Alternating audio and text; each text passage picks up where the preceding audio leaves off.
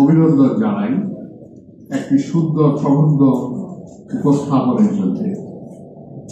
শুধু প্রবন্ধটি যে সুন্দর তাই নয়, এটি অত্যন্ত সময় উপযোগী। বর্তমান বাংলাদেশের যে পরিস্থিতি, এই পরিস্থিতিতে এই ধরনের একটি সেমিনার অত্যন্ত সময় উপযোগী হয়েছে বলে আমার মনে হয়।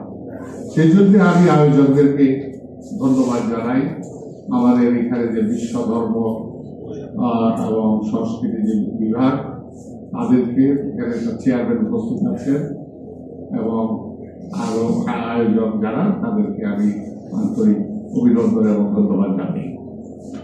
প্রফেসর সুকুমার বড়ুয়ার বক্তৃতার পর আর নতুন করে বলার কিছু থাকে না। তিনি অত্যন্ত সুন্দরভাবে সুললিত কণ্ঠে তিনি এই সাম্প্রদায়িক সম্প্রীতি বাংলাদেশের কথা আপনাদের সামনে তুলে ধরেছে।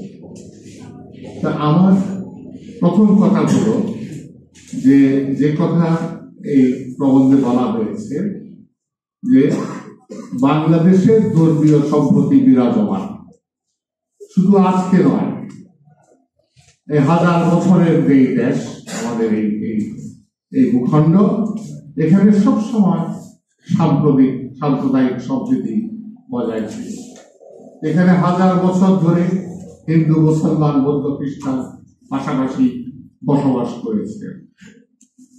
আপনি যদি গ্রাম বাংলার দিকে তাকান, আপনি যদি সেই পাহাড়ের কথা বলেন, সেই সমতল ভূমির কথা বলেন, এই ভূখণ্ডের সর্বত্রই এই দীর্ঘদিন ধরে এই সম্প্রীতি বজায় ছিল এবং বজায় আছে। কিন্তু কখনো কখনো যে সম্প্রীতি নষ্ট হয় নাই, সে কথা বলা যাবে না। কিন্তু কেন নষ্ট হয়েছে, নষ্ট কারা করেছে? নষ্ট ধর্মপ্রাণ মুসলমান, হিন্দু, খ্রিস্টান, বৌদ্ধ, তারা করেছে স্বার্থান্বেষী মহল। স্বার্থান্বেষী মহল রাজনৈতিক স্বার্থ চরিতার্থের জন্য এখানে এই সম্প্রীতি নষ্ট করেছে। মাঝে মাঝে ধর্মীয় উগ্রবাদকে সেই নাড়া দিয়ে এখানে সম্প্রীতি নষ্ট করেছে। আমরা তাদেরকে ঘৃণা করি।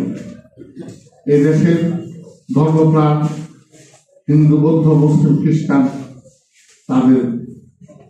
তাদেরকে ঘৃণা করে।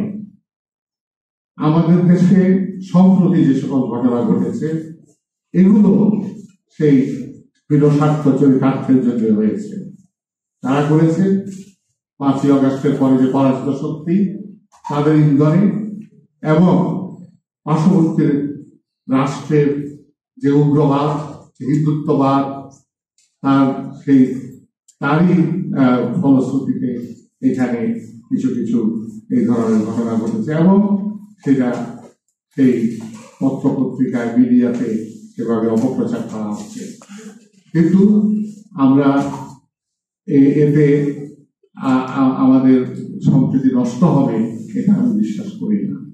আমাদের দেশ সাম্প্রদায়িক সম্প্রীতির দেশ, এটি আমার প্রথম কথা। আমার দ্বিতীয় কথা হলো যে কোনো ধর্মেই আপনার এই